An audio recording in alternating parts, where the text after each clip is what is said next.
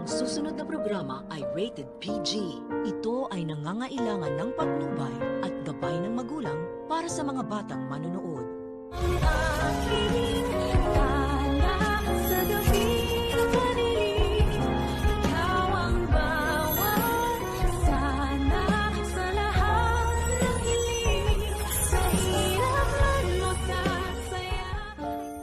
Hindi na talaga maikakaila na si Moira na nga ang bagong bida dito sa abot kamay na pahirap. Dahil matapos malaman ni Don Pepe na hindi talaga nila tunay na kadugo itong bruhildang si Zoe, ay gumawa na naman ng paraan si Direk para maidispatcha nila ni Moira ang matanda at maisama na rin ang katotohanan na maibaon sa hukay. Dahil bago makipagkita si Moira kay Balahadja, ay inutusan niya si Zoe na pukpukin daw uli ang ulo ng matanda ng bote para daw sigurado na hindi na ito magigising pa. Wala ka na talagang mapupulot na magandang asal dito sa abot kamay. Hindi man lang yata nila naisip na may batang nanonood at nakakakita ng ganong klase ng karahasan. Sa kabilang banda, ito namang si Robert ay tinatawagan na rin ang tatay niya. Pero sa pagkakataong ito ay ang matanda naman ang hindi sumasagot.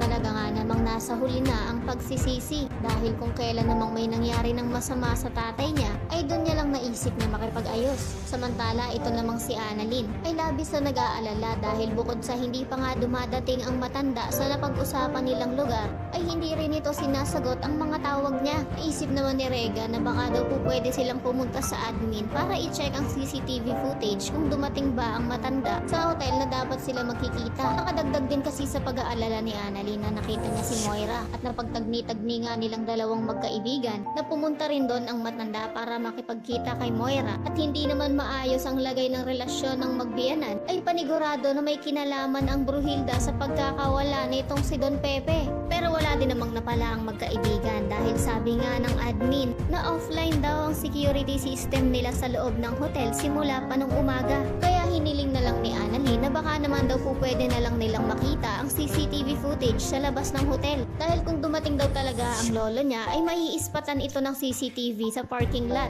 Yan ang mga dapat niyo pang abangan. Kaya naman kung isa ka rin sa mga nagnanais na mahuli na nga itong sila Moira at Zoe dahil ito naman talaga ang dapat na mangyari pagkat ang mga kriminal na tulad ng mag-ina ay karapat-dapat lang na mabulok sa kulungan ay pakiclick naman ang like at subscribe button. Maaari ka ring mag-iwan ng komento sa ibaba para sa iyong mga saloobin at suwestyon.